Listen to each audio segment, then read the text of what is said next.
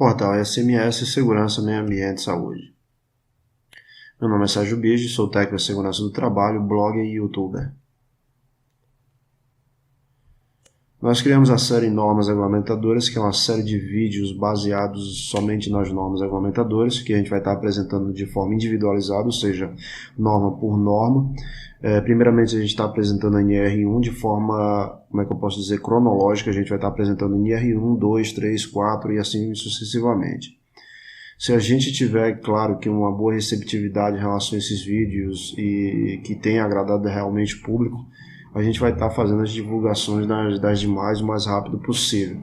A gente espera que realmente o pessoal se inscreva, compartilhe, curta nosso canal e faça bons comentários aí, claro.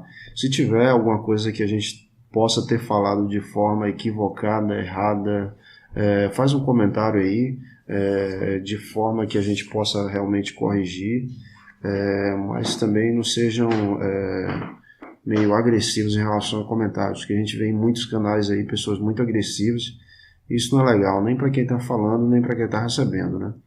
De uma forma bem recebida, esse comentário lá a gente vai receber como uma crítica construtiva e a gente vai passar a estar corrigindo algumas coisas ou até estar refazendo o nosso vídeo. NR1, Disposições Gerais, esse é o item 1.1. Antes de começar, a gente já vê que esse item 1.1 e todos os demais que vocês vão ver agora, a partir desse, depois desse, eles têm um destaque em amarelo de palavras que realmente fazem sentido ao que o texto quer dizer. Ou seja, são palavras que, destacando-as, a gente consegue interpretar de uma forma melhor. Então, item 1.1, as normas regulamentadoras, as NRs, relativas à segurança e medicina do trabalho, são de observância obrigatória por quem? Pelas empresas privadas e públicas e pelos órgãos públicos da administração direta e indireta, bem como pelos órgãos dos poderes legislativo e judiciário que possuem empregados regidos pela Consolidação das Leis do Trabalho, CLT. Ou seja, basicamente, esse item ele vem dizer que quais são os tipos de empresas ou de órgãos que precisam observar obrigatoriamente as normas regulamentadoras e aplicar dentro do seu ambiente de trabalho, que realmente possui empregados que são regidos pela CLT. Só para lembrar aí, os empregados que são regidos pela CLT são os empregados diretos, os indiretos, são os temporários, empregadas domésticas e outros. Mas é só para a gente realmente tentar entender o que são esses empregados que são regidos pela CLT. Item 1.1.1. As disposições contidas nas normas regulamentadoras aplicam-se no que couber aos trabalhadores avulsos, às entidades ou empresas que lhe tomem o serviço e aos sindicatos representativos das respectivas categorias profissionais. Então, aplica-se quando couber aos trabalhadores avulsos, os tomadores de serviço e aos sindicatos. O que é que se aplica quando couber? As disposições contidas nas normas regulamentadoras, ou seja, todos os itens, todas aquelas procedimentos, todas aquelas normas, todas aquelas obrigações só vão ser aplicadas aos trabalhadores avulsos, aos tomadores de serviço e aos sindicatos quando realmente for necessário, quando couber aquele item ou aquela atividade em si. Então esse item é muito simples, ele só quer dizer que não necessariamente a empresa ela desenvolve uma atividade, ela tem que cumprir com todas as normas regulamentadoras, somente quando couber. Ok? Item 1.2. A observância das normas regulamentadoras não desobriga as empresas do cumprimento de outras disposições que, com relação à matéria, sejam incluídas em códigos de obras ou regulamentos sanitários dos estados ou municípios e outras oriundas de convenções e acordos coletivos de trabalho. Vamos pegar esse texto aqui, vamos dar uma melhorada para a gente tentar entender. Então, peguei a palavra desobrigar, fui fazer uma consulta de um dicionário só para a gente desencargo de consciência, para realmente a gente elucidar todo esse conhecimento desse item. O que é desobrigar? É eximir, isentar, livrar, desobrigar alguém de um compromisso. O que é que esse item da norma ele quer dizer? Que ele diz que a observância das normas regulamentadoras não desobriga as empresas do cumprimento de outras disposições. Quais são as outras disposições? Os regulamentos federais, os estaduais, os municipais, os acordos coletivos e as convenções coletivas. Resumidamente dizendo, mesmo que uma empresa ela consiga adotar todas as medidas de todas as normas, ela ainda precisa cumprir com outros regulamentos relativos à segurança e medicina do trabalho, que são regulamentos federais, estaduais, municipais, acordos coletivos, convenções coletivas e há muitos outros, como portarias, decretos e outros. Ou seja, é muito fácil de entender isso aqui, não tem muita dor de cabeça para isso. Realmente só diz que o limite não são as normas regulamentadoras. Há muitos outros regulamentos que realmente as empresas precisam estar de olho aberto aí para estar cumprindo, para analisar realmente se ela deve estar cumprindo. Uma dica que a gente dá para o pessoal de segurança do trabalho aí é que existem empresas tipo consultorias que ela tem softwares que identificam o seu tipo de atividade econômica e ela consegue identificar quais os regulamentos federais, estaduais, municipais, acordos coletivos, convenções coletivas que a empresa ela precisa aplicar. Então ela te dá uma relação, ela faz uma análise, te dá uma relação e passa tipo um checklist para você. Você tem licença ambiental de transporte de materiais perigosos. Isso é um exemplo para licença federal, estadual aí para transporte de materiais perigosos.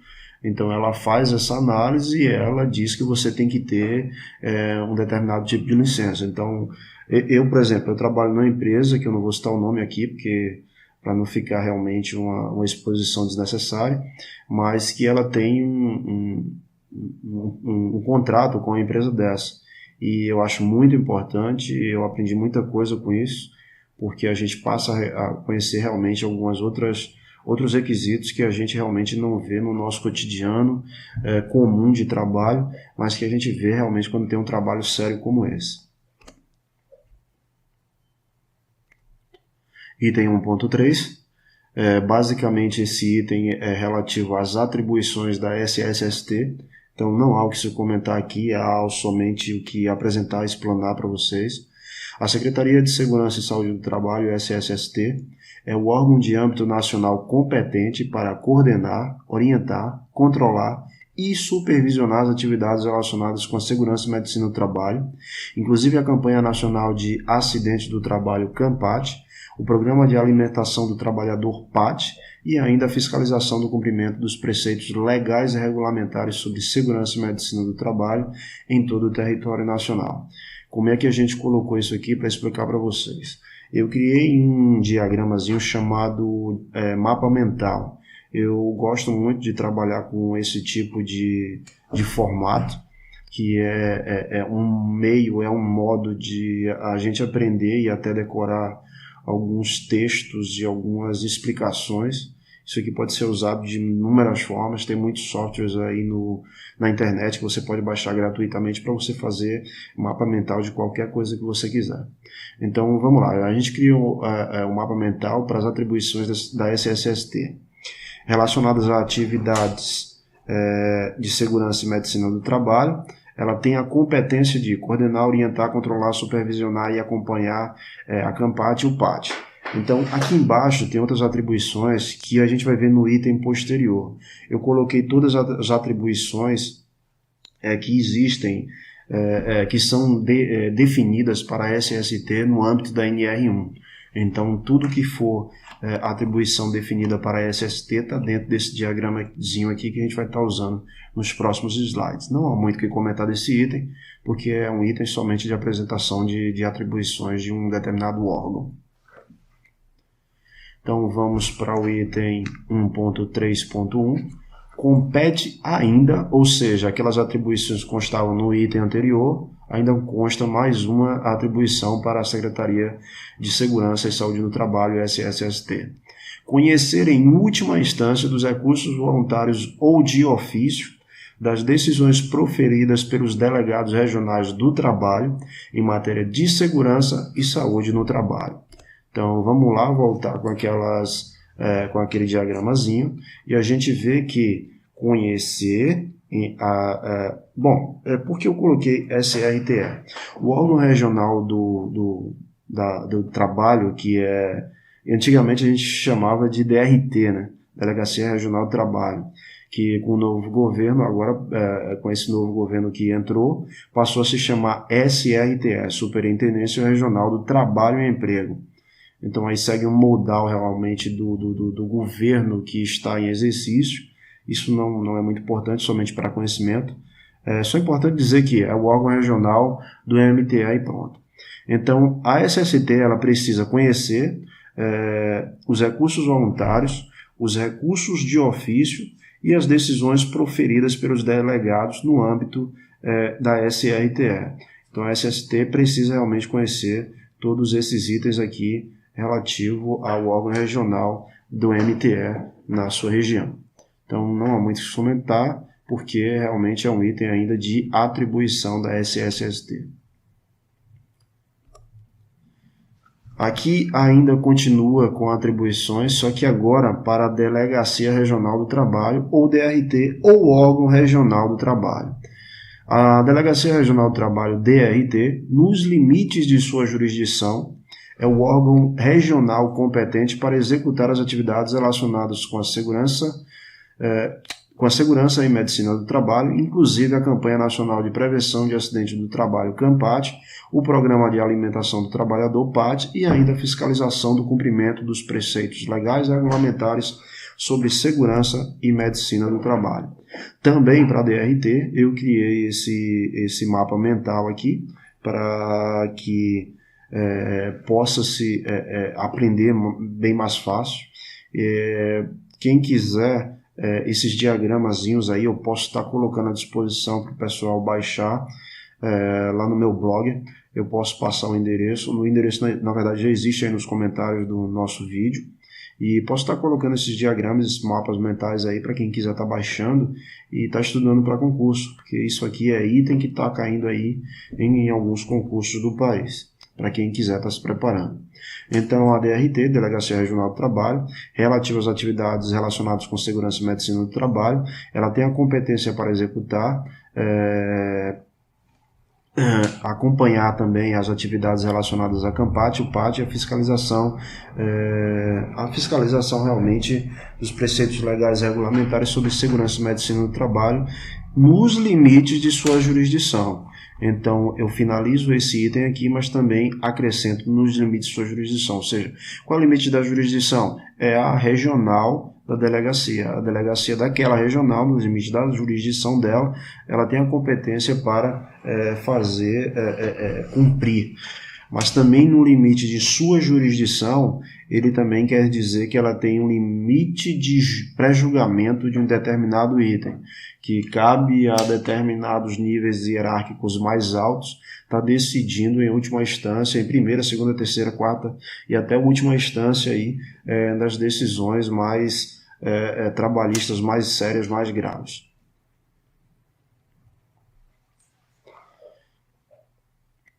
Bom, compete ainda a Delegacia Regional do Trabalho DRT ou a Delegacia do Trabalho Marítimo DTM, nos limites de sua jurisdição. Aí tem aqui 5 itens a mais do que a Delegacia Regional do Trabalho ainda tem de atribuição. Então a gente viu lá no item anterior que ela tem algumas atribuições, mas que ainda ela tem essas atribuições aqui abaixo, que são adotar medidas necessárias à fiel observância dos preceitos legais e regulamentares sobre segurança e medicina do trabalho. Resumidamente dizendo, ela adota medidas quais sejam para observar os preceitos legais e regulamentares sobre segurança e medicina do trabalho, quais possam ser fiscalização, campanhas, orientação aos trabalhadores, orientação aos sindicatos. Todas essas são medidas que que a delegacia pode estar adotando para realmente fazer cumprir os preceitos legais e regulamentares. Letra B. Impor as penalidades cabíveis por descumprimento dos preceitos legais e regulamentares sobre segurança e medicina do trabalho. Então, a Delegacia Regional do Trabalho tem a atribuição de impor penalidade às empresas por descumprimento às normas aos preceitos legais e regulamentares relativos, claro, à segurança e medicina do trabalho ou no que for cabível à sua jurisdição, como julgados trabalhistas. Não vou dizer julgados trabalhistas, mas eu posso dizer decisões trabalhistas ou até orientações trabalhistas. Eu, como por exemplo, já usei a Delegacia Regional do Trabalho como minha orientadora quando iniciei minha atividade. Ela tem um telefone lá que você pode fazer agendamento com delegados realmente conhecedores de normas regulamentadoras. Você pode estar agendando isso e pode estar consultando lá, fazendo uma visita e tirando alguma dúvida em relação a algum item. Isso quando a gente não encontra um colega de trabalho que já tenha passado por isso ou alguém mais experiente, mas tem muita valência a gente chegar lá e tirar essas dúvidas. Claro, a gente não vai expor a empresa, não vai expor empregado, a gente quer realmente fazer as coisas como deveriam ser feitas dentro do que rege a norma.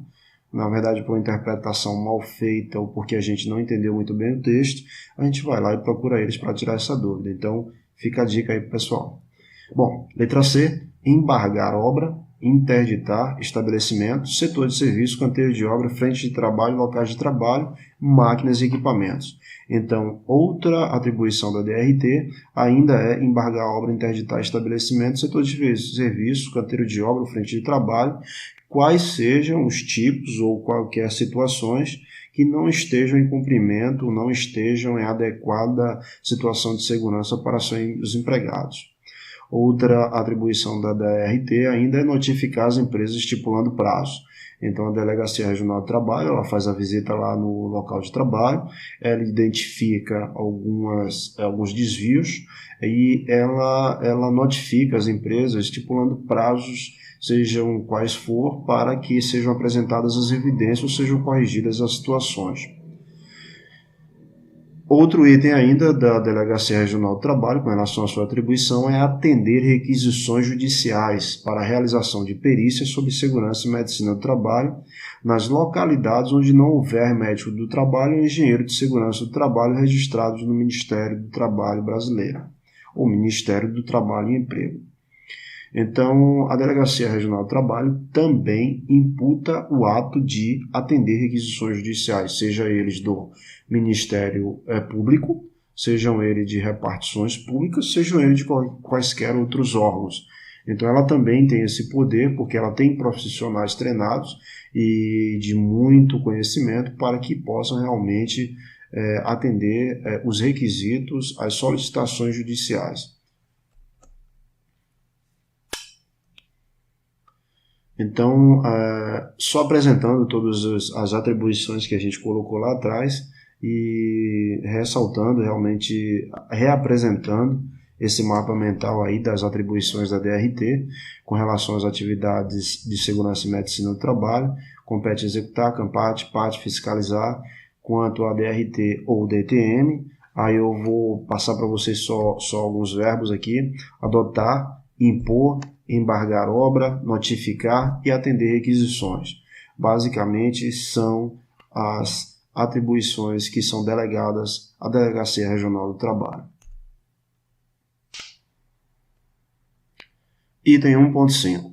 Podem ser delegados a outros órgãos federais, estaduais e municipais, mediante convênio autorizado pelo Ministério do Trabalho, atribuições de fiscalização ou orientação às empresas, quanto ao cumprimento dos preceitos legais e regulamentares sobre segurança e medicina do trabalho. Então, com base na teoria do órgão, podemos conceituar o órgão público como uma unidade que une atribuições praticadas pelos agentes públicos que o formam, com o objetivo de manifestar a vontade do Estado, o seu pensamento ou pelo menos a sua tendência de agir. Então a gente repete lá aquele item que a gente passou anteriormente e agora a gente vai melhorar um pouco essa explicação, né? Exemplos de órgãos públicos com poderes de fiscalização. Quais são eles? As câmaras de vereadores e assembleias legislativas, o Ministério Público Estadual, MPE, Ministério Público, propriamente dito, Poder Judiciário, juízes e tribunais de justiça, Tribunais de Contas do Estado, TCE, Tribunais de Contas dos Municípios, TCM, Tribunais de Contas da União, TCU. Então, esses são alguns dos órgãos que têm poderes realmente de fiscalização. Em geral, o órgão público mais indicado para fiscalização com mecanismo de fazer cumprir ou punir é, na maioria das vezes, o Ministério Público.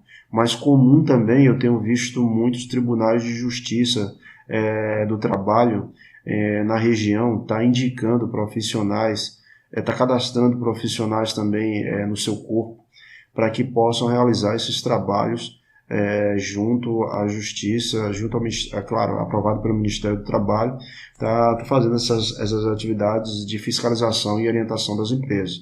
E até de perícias técnicas também, eu já vi muitos profissionais estarem fazendo a mando do Ministério Público ou de tribunais de justiça do trabalho, isso é muito comum. Então, uma dica que fica para o pessoal aí é estar fazendo cursos de assistente técnico e perito judicial para que possam estar executando esses tipos de trabalhos aí. É um trabalho bem remunerado, é um trabalho que requer um amplo conhecimento de determinado item.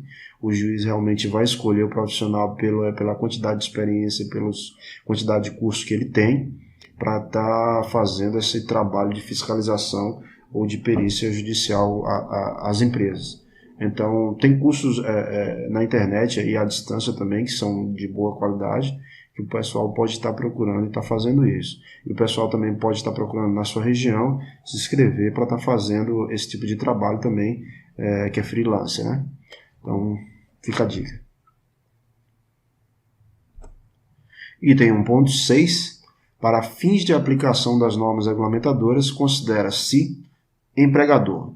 Então, antes da gente começar isso aqui, o que é esse item aqui? Basicamente é de explicação. O que é um empregador? O que considera-se ser um empregador? Então, empregador é a empresa individual ou coletiva que, assumindo os riscos da atividade econômica, admite, assalaria e dirige a prestação pessoal de serviços. Equiparam-se ao empregador os profissionais liberais, as instituições de beneficência, as associações recreativas ou outras instituições sem fins lucrativos que admitem trabalhadores como empregados. Por que é importante? A norma, a NR1 está destacando algumas explicações, alguns conceitos em relação a algumas palavras. É importante estar destacando isso porque, para quem precisa aplicar algumas normas regulamentadoras, ele precisa ter entendimento de conceitos de palavras para realmente verificar se aplica. Isso aqui se aplica a mim, se aplica não? O que eu faço? Aí você vai lá, consulta a NR1 em alguns itens e consegue realmente identificar o que se aplica. Então, ainda acrescentando o que seria a definição de empregador, todas as instituições que admitem pessoas para prestar serviços ou admitem como trabalhadores é considerado como empregador. Bom, continuando, para fins de aplicação das normas regulamentadoras NR, considera-se empregado. Então, a gente tinha falado sobre empregador e agora a gente vai explicar empregado. Empregado é a pessoa física que presta serviços de natureza não eventual. Quando ele diz não eventual, é de forma com horário determinado, com horário pré-estabelecido, ao empregador sob a dependência deste mediante salário. Ou seja, ele precisa receber um salário para poder desenvolver uma determinada atividade. E ele precisa ter uma dependência em relação à atribuição ao empregador para realmente ser considerado um empregado. Então, nesse contexto aqui de não eventual, eu poderia colocar como as diaristas. Diarista não é considerado um empregado, ela é considerado um trabalhador eventual, porque ela faz atividades por determinado horário, curto de tempo, de uma atividade qualquer. Bom, empregado também é a pessoa contratada para prestar serviços para o empregador numa carga horária definida mediante salário. O serviço necessariamente tem de ser subordinado, qual seja, o empregado não tem autonomia para escolher a maneira como realizará o trabalho. Aí não passa mais a ser empregado, né? Se ele não tem autonomia para escolher a maneira como ele realizará o trabalho, aí ele é empregado, mas se ele tem autonomia para escolher como ele realiza, ele já não é mais empregado. Ele passa a ser basicamente o chefe, estando sujeito às determinações do empregador. No Brasil, o conceito de empregado encontra-se previsto no artigo 3º da Consolidação das Leis do Trabalho, CLT. A relação entre o empregado e o empregador é denominada relação de emprego. Então, isso somente para conhecimento. E esse item aqui que a gente colocou somente para ressaltar a definição de empregado pela NR1.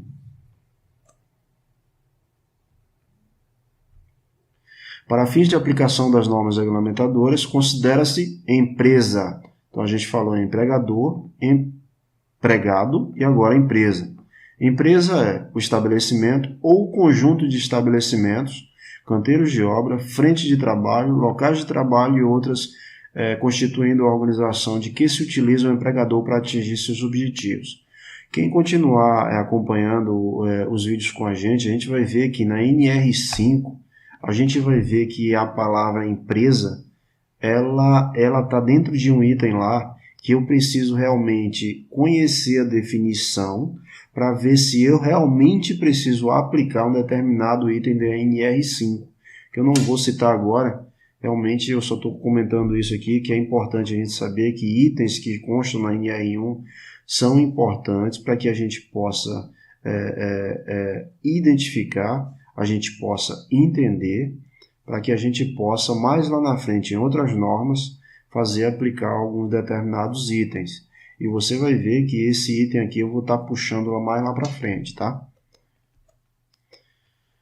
No direito empresarial, atividade empresarial ou empresa é uma atividade econômica exercida profissionalmente pelo empresário por meio da articulação dos fatores produtivos para a produção ou circulações de bens e serviços. Então, o empresário ele tem um objetivo comum, mas ele precisa ter um sistema para alcançar o objetivo dele. O conceito jurídico de empresa não pode ser entendido como um sujeito de direito, uma pessoa jurídica, tampouco o local onde se desenvolve a atividade econômica. Basicamente, a empresa é um conjunto de fatores.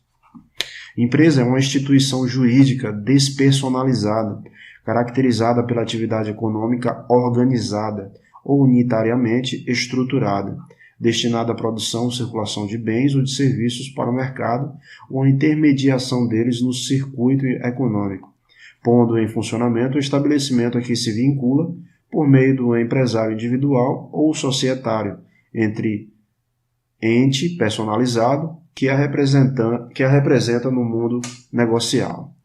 Então, fica aí também adicional esse conceito de empresa da NR1 com esse outro conceito que foi adicionado aí para um melhor entendimento. Item 1.6. Para fins de aplicação das normas regulamentadoras NR, considera-se letra D, estabelecimento.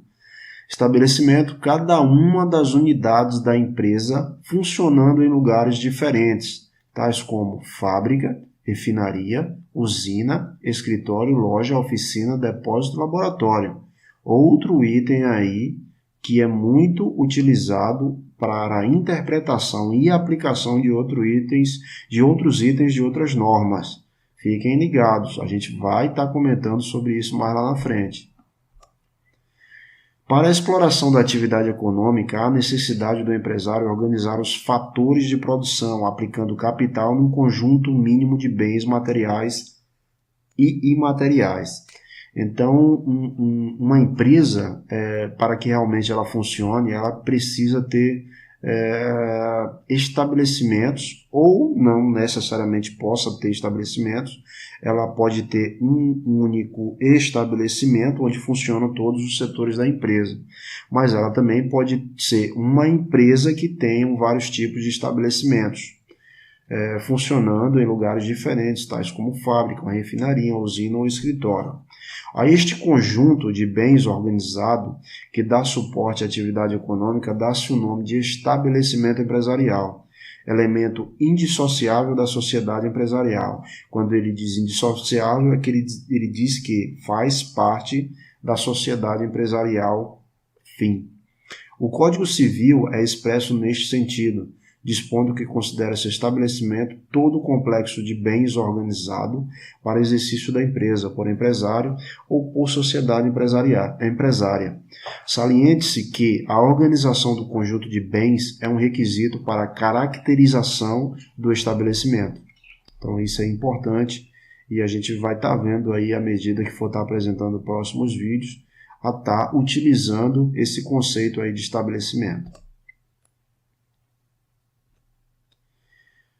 Ainda para fins de aplicação das normas regulamentadoras, considera-se, letra E, setor de serviço.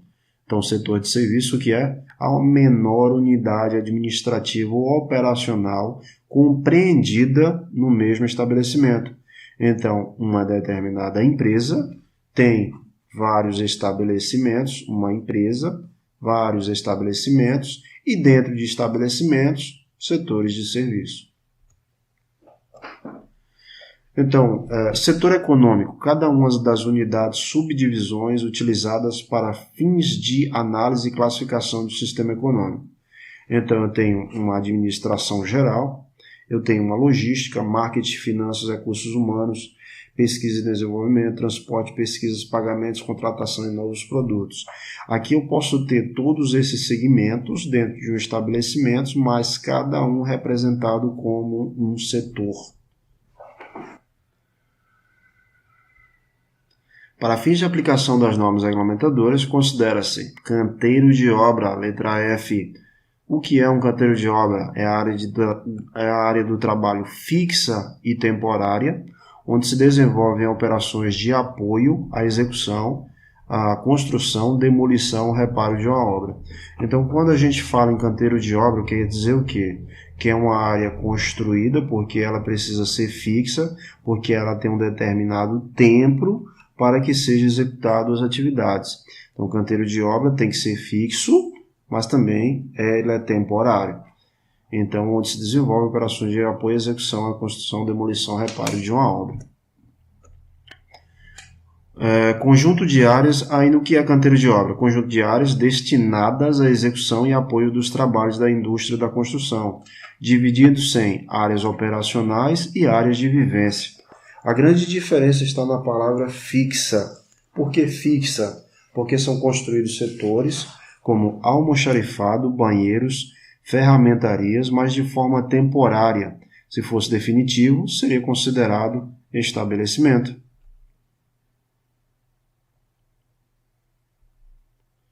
Ainda continuando no item 1.6, considera-se frente de trabalho, ou seja, o que é frente de trabalho? É a área de trabalho móvel e temporária, onde se desenvolvem operações de apoio e execução, a construção, demolição, reparo de uma obra. A grande diferença em canteiro de obra e frente de trabalho está na palavra fixa e móvel, a única coisa que muda. Então, canteiro de obra é fixa e temporária. Frente de trabalho é móvel e temporária. Então vamos para um exemplo aí para frente de trabalho. Então aqui a gente nessa foto, representada por essa foto, tem uma equipe de trabalho fazendo a demolição aqui de uma avenida, de uma rodovia. Ao largo de uma rodovia dentro de um esgotamento sanitário. Então é importante destacar que aqui não tem construções para esse tipo de atividade, é uma construção, uma demolição que o pessoal vem e faz em um dia, volta para casa, faz no outro, as ferramentas geralmente vão em carros e vai e voltam, vai para a empresa, depois volta para o dia do trabalho posterior a esse. Então isso aqui é considerado uma frente de trabalho. Ainda continuando, frente de trabalho é um conjunto de áreas destinadas à execução e apoio dos trabalhos da indústria da construção, divididos-se ainda em áreas operacionais e áreas de vivência. A grande diferença está na palavra móvel. Por que móvel? Porque a obra não executa atividades sem necessidade de setores. Tomemos como exemplo equipes de trabalho que realizam manutenções de rede de esgoto. Essas equipes de trabalho são consideradas como frentes de trabalho porque realizam suas atividades no local designado. Acho que com relação à explicação de frente de trabalho não tem nenhuma dúvida em relação a isso.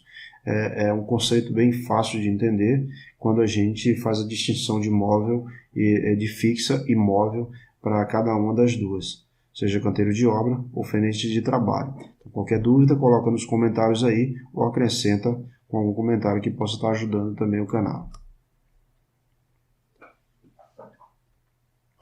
Ainda continuando com o item 1.6, o que é local de trabalho? O local de trabalho é a área onde são executados os trabalhos, né? Então, o local de trabalho é uma subdivisão de setores do trabalho, canteiros de obras ou frentes de serviço. Tenha em mente que local de trabalho é o local onde o empregado realiza sua atividade. O local de trabalho é um local dentro de um setor.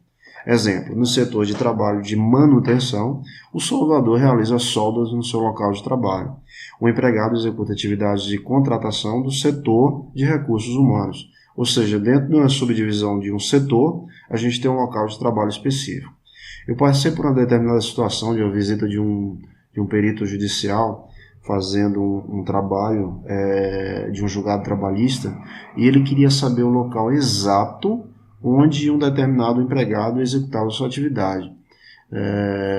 Uma determinada pessoa quis apresentar um local de trabalho que era similar ao dele, mas o perito, fazendo até uma explanação, ele quis dizer que as condições que precisavam ser avaliadas não eram as condições que eram similares ao que ele executava, mas as condições que ele executava o trabalho. Então é importante a gente entender essa questão de local de trabalho para a gente ter em mente que isso é muito utilizado tanto no nosso dia a dia de trabalho, em avaliações, em inspeções, em julgados, em muitas decisões que a gente faz, e também, claro, em interpretações de outras normas aí que possam estar ajudando quando há a definição dessa palavra. Então, eu acho que não há muito o que falar sobre esse item mais ainda. É bem fácil de entender ele, que é o local de trabalho, é uma subdivisão, o local realmente onde o empregado está executando o trabalho. É bem fácil de entender isso. Item 1.6.1. Sempre que uma ou mais empresas, tendo embora cada uma delas personalidade jurídica própria, estiverem sob direção, controle ou administração de outra, ou seja, tem uma empresa que contrata serviços, constituindo grupo industrial, comercial de qualquer outra atividade econômica, serão, para efeito de aplicação das normas regulamentadoras, solidariamente responsáveis à empresa principal e cada uma das subordinadas. Vamos tomar como uma explicação melhor aqui para a gente tentar entender o que é que esse item quer dizer. Basicamente, esse é o conceito de corresponsabilidade. Muita gente já deve ter ouvido falar sobre isso. A responsabilidade partilhada recebe o nome de corresponsabilidade. Isto significa que essa responsabilidade é comum a duas ou mais pessoas, as quais partilham de uma obrigação ou de um compromisso. Uma fábrica de cimento, então vamos colocar aqui um exemplo. Uma fábrica de cimento contratou uma empresa para a montagem de andaimes. Um empregado caiu e veio a óbito. O descumprimento ou a responsabilidade pela morte do empregado recai sobre o empregador direto e a prestadora de serviço. Então, quem é o empregador? É a cimenteira ou a fábrica de cimento. E quem é a prestadora de serviço? É aquela empresa que tem esse funcionário como empregado contratado. Então, é importante a gente ver esse item aqui e entender muito claramente que ele fala que a responsabilidade na prestação de serviços ela é partilhada. A responsabilidade não é só da prestadora, é também daquela empresa que contrata. Então, é bom a gente ter em mente que quando a nossa empresa ela contrata serviços de manutenção, de reparo, de demolição, de pintura industrial, de serviços elétricos dentro da nossa empresa, é importante a gente ter em mente que a gente tem um item aqui que está na NR1 que diz que a gente é corresponsável pelo acidente que aquele funcionário vier a sofrer, por qualquer dano, por qualquer morte causada, seja lá qual for, seja de responsabilidade da própria empresa por não entregar um EPI, não dar um treinamento correto ou coisa do tipo, é a nossa responsabilidade. Então cabe a gente fazer o quê? Dar o treinamento correto, exigir determinados procedimentos, determinados treinamentos, exames médicos, fazer uma série de exigências, porque essa responsabilidade do acidente vai recair sobre a gente quando a gente é a contratante, né?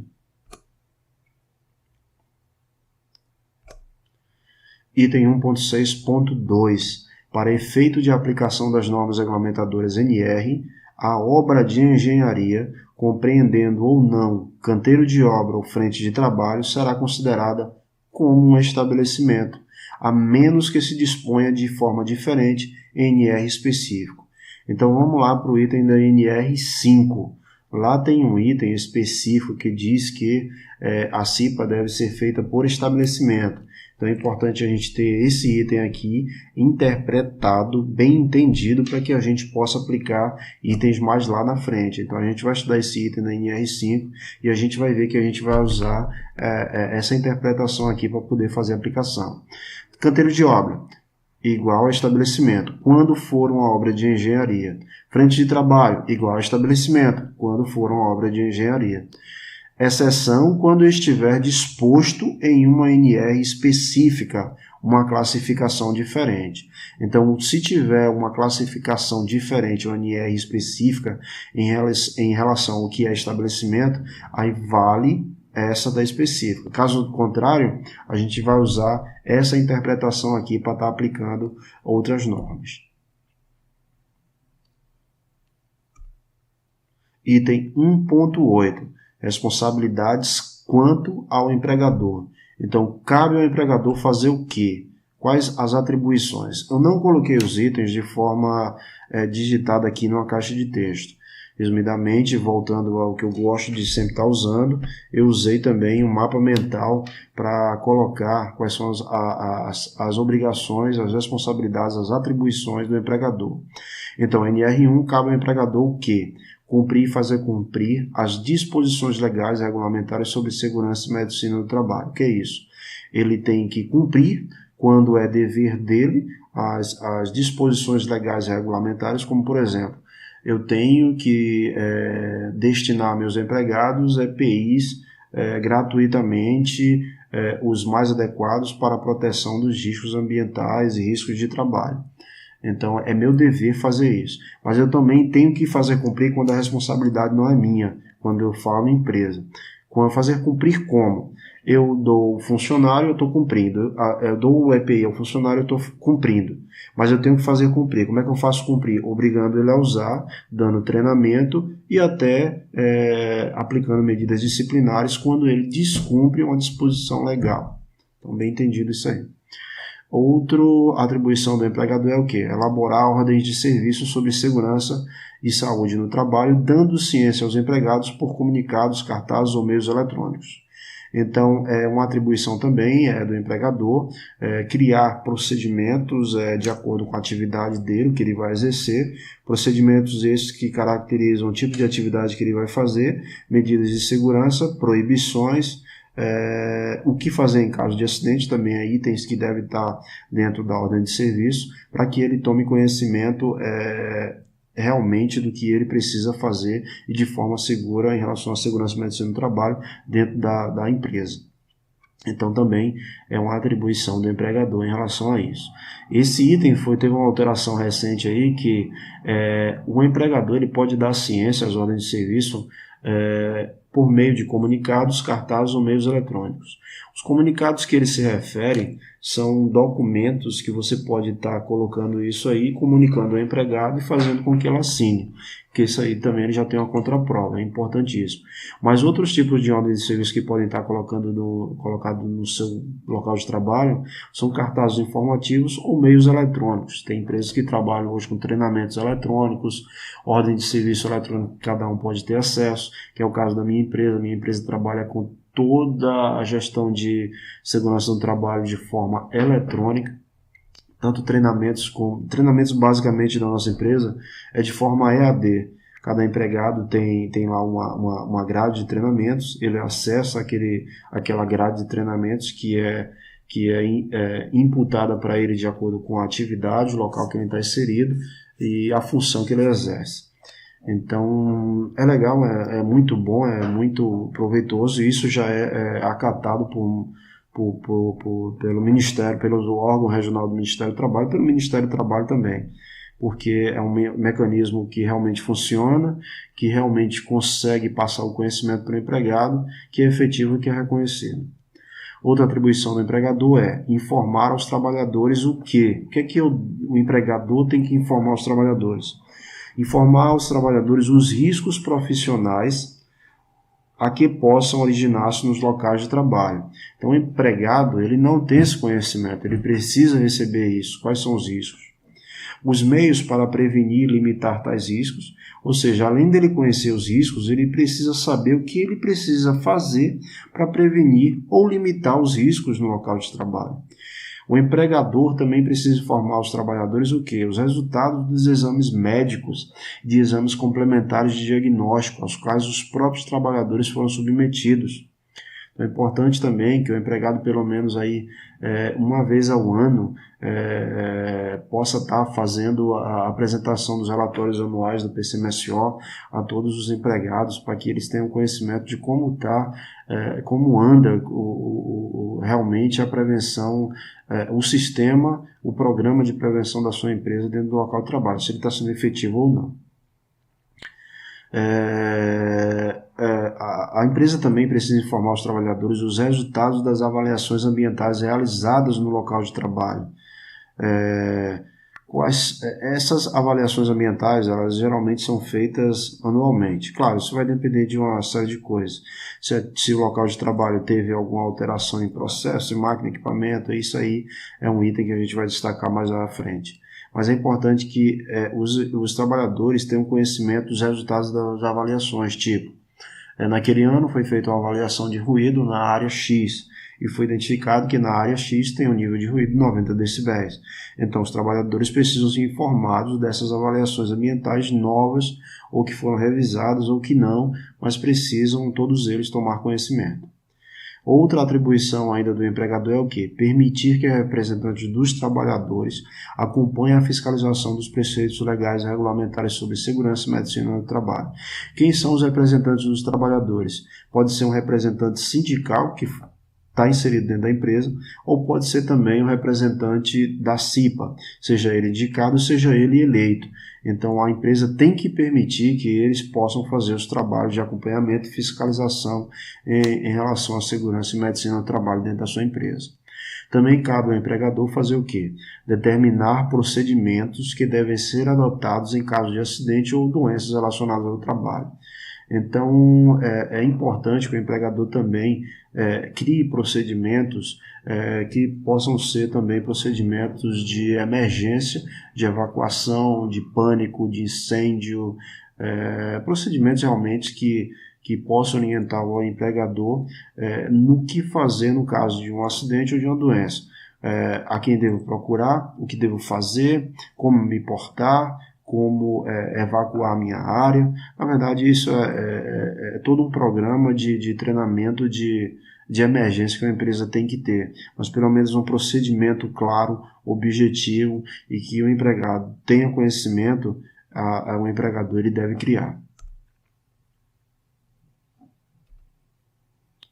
Cabe ao empregado. Então, a gente viu lá as atribuições do empregador, e agora a gente continua vendo aí atribuições, mas agora do empregado. Então, ainda com o mapa mental que foi criado, NR1, cabe ao empregado. Cabe ao empregado fazer o quê? Qual é a minha obrigação como empregado? Eu tenho que cumprir as disposições legais e regulamentares sobre segurança e saúde no trabalho, inclusive as ordens de serviço expedidas pelo empregador. Então, é obrigação do empregado tomar conhecimento das normas que a empresa tem e que a legislação também ela solicita, e também ele precisa cumprir com as ordens de serviço, ou seja, os procedimentos. Eu tenho que executar a tarefa fazendo dessa forma, A, B, C, D, E. Cumprir um cronograma de desenvolvimento da minha atividade. Preciso também usar meus EPIs, usar o EPI fornecido pelo empregado. Qual é a responsabilidade do empregador? Fornecer o EPI. Qual é a responsabilidade do empregado? Usar o EPI. Também é responsabilidade do empregado o quê? Submeter-se aos exames médicos previstos nas normas regulamentadoras. Qual é a responsabilidade do empregador? Destinar exames médicos, um programa médico para o empregado, mas qual é a responsabilidade do empregado? Submeter-se a exames médicos, ou seja, ele não pode se abster de fazer os seus exames médicos. Também é responsabilidade do empregado fazer o quê? Colaborar com a empresa na aplicação das normas regulamentadoras. Então, a empresa, para poder aplicar as normas, ela precisa de um agente. Quem é esse agente? Na maioria dos casos, ela precisa do agente. Quem é o agente? É o empregado. Então, o empregado precisa colaborar com a empresa para que realmente a norma seja aplicada. Item 1.8.1. Constitui ato faltoso a recusa injustificada do empregado ao cumprimento do disposto no item anterior. O que é que esse item quer dizer? Ele quer dizer que a falta ao cumprimento de uso de EPI, de aplicação de procedimentos, de não fazer exame médico, constitui o quê? Uma recusa injustificada, ou seja, não se justifica faltar o cumprimento de um daqueles itens que é obrigação do empregado. Então, esses itens são os itens realmente que cabem ao empregado, e qualquer falta desse é injustificado ao empregado. E isso cabe punições ao empregado, que em uma definição como é que eu posso dizer, em um nível arbitrário, ela tem vários níveis. Então, a primeira delas é a advertência oral escrita. A advertência corresponde à palavra formada de advertir, do latim advertere, avisar, repreender, admoestar. Tem na linguagem jurídica sentido de aviso ou admoestação. Então, eu posso chegar para o empregado e dizer: ei, amigo, usa o EPI, tá? A próxima vez que eu pegar, vai ser suspensão ou você pode ser despedido, tá? Então, essa daí seria um tipo de advertência que eu poderia estar dando ao empregado. Isso é oral. E isso oral, ele tem um valor legal se tiver uma testemunha do lado. Tem um valor muito grande. Então, a advertência oral também é uma das penalidades aí que pode ser aplicada à falta injustificada pelo empregado. A segunda é a suspensão do empregado. O que é a suspensão do empregado? É a medida de ordem disciplinar imposta ao empregado como sanção à infração regulamentar ou pelo não cumprimento de dever que lhe é imposto. A suspensão importa em perda do salário e de quaisquer outros benefícios durante o período da suspensão. Então, o empregado, depois de receber uma advertência oral ou escrita, ele passa depois disso, ele passa a ser advertido de forma de suspensão. A suspensão é um pouco mais rígida que a advertência oral ou escrita. A suspensão ela pode ser também, o empregador, ele tem o direito de descontar nos dias que o cara ficar afastado do trabalho, seja lá 15 dias, não pagar o salário dele e até alguns benefícios também. Então essa também é uma medida disciplinar aí, muito bem aplicada ao empregado quando ele descumprir, por exemplo, uma falta de uso de EPI. A última de todas e a mais arbitrária de todas é o despedimento, ou seja, despedir o funcionário por justa causa, basicamente conhecido por essa palavra aí. A justa causa dá-se-á pelos motivos dispostos no artigo 482 da CLT. Ela é a penalidade máxima que se pode impor ao trabalhador, porque além de perder seu emprego, seus direitos na rescisão contratual serão limitados. Então, pessoal, tomem cuidado aí quem foi empregado. Aqueles que detêm esse conhecimento agora pode chegar lá e explicar para o empregado que ele tem que tomar cuidado, porque a princípio ele pode ter uma advertência oral, em segundo ato ele pode ter uma advertência escrita, em terceiro ato ele pode ter uma suspensão do emprego e por último ele pode ser despedido por justa causa. Então tomem cuidado aí que 4 itens básicos aqui, na verdade pegando itens como aplicação de normas regulamentadoras e cumprir com ordens de serviço e procedimentos é muito abrangente. Então tomem cuidado aí que qualquer coisa pode servir de uma ação disciplinar para o empregado. Item 1.9. O não cumprimento das disposições legais e regulamentares sobre segurança e medicina do trabalho acarretará a quem agora? Ao empregador a aplicação das penalidades previstas na legislação pertinente. Então, esse item aqui é um pouco diferente do outro, do anterior, que o não cumprimento era para o empregado, e agora o não cumprimento cabe ações disciplinares ao empregador. O empregador, por não cumprir o que determina as normas regulamentadoras ou outros dispositivos legais e regulamentares, poderá sofrer penalidades como multas indicadas por cada item da norma. Se o risco for considerado de grave e iminente para a vida dos empregados, a obra poderá sofrer embargo ou o estabelecimento poderá ser interditado. Então, a depender do risco, da gravidade do que foi identificado pelo agente de fiscalização, esse local de trabalho ele pode ser embargado ou interditado. Então, é importante a empresa estar cumprindo aí com as determinações legais sobre segurança e medicina do trabalho, tá? O empregador ainda poderá sofrer penalidades por descumprimentos legais e regulamentares em processos trabalhistas de ação reparatória. Então, quer dizer, em primeira instância, ele não pode sofrer nada porque o agente fiscal ele não foi lá e não identificou o fato. Mas o empregado, mais tarde, por um acidente que ele sofreu, ele pode requerer em uma ação judicial a reparação por aquele dano que lhe foi causado. E ele pode até usar como contra a empresa aí uma falta que a empresa não fazia. Importante também é a gente estar orientando nossos empregadores sobre todas as penalidades que são plausíveis para as empresas que não cumprem com o que é determinado, né?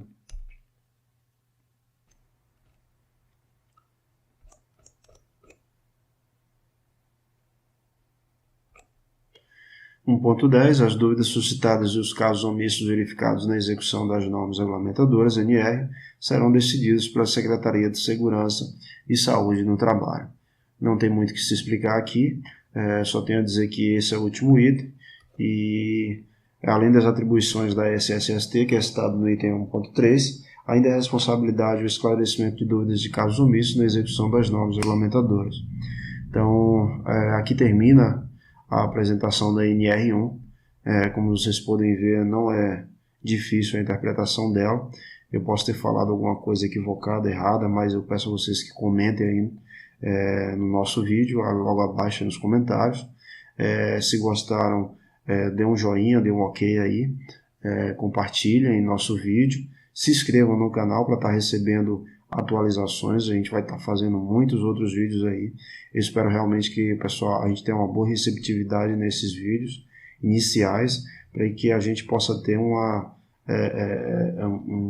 gás maior em estar desenvolvendo, criando novos vídeos aí para estar ajudando o pessoal na área de segurança e saúde no trabalho aí, que trabalha em prol da segurança dos nossos trabalhadores no Brasil. Eu agradeço a vocês por esse tempo aí dado a nós, por essa apresentação, por essa paciência. Peço desculpa em algumas coisas e até a próxima. Bom, acesse o conteúdo que a gente tem gerado aí no YouTube, busque pelo portal SMS. A gente tem um website também conhecido como tstsergiobige.blogspot.com, que é um espaço que eu publico algumas matérias e também faço compartilhamento de matérias de outros colegas de trabalho e outros sites que divulgam alguma coisa relativa à segurança, e que é um canal também de comunicação muito bom. E no Facebook também a gente tem a página no portal SMS, onde eu compartilho as publicações do canal do website tstsergiobige.blogspot no portal SMS no Facebook. Então aproveitem todo o conteúdo, a gente se vê na próxima. Eu espero compartilhamento, joinhas de vocês, comentários, dúvidas, reclamações, tudo que vocês puderem participar é bem-vindo. Até a próxima, tchau, tchau, um abraço. Esse foi mais um vídeo do portal SMS e agora a gente vai aprender como é que a gente pode estar recebendo as atualizações deste canal. No campo de pesquisa do site do YouTube, você vai digitar pelo nome Portal SMS. Enter, filtro, canal. Esse é o canal. Clica em se inscrever. Pronto, você está inscrito. A partir de agora, todos os momentos que a gente postar novos vídeos, você estará recebendo uma notificação. Obrigado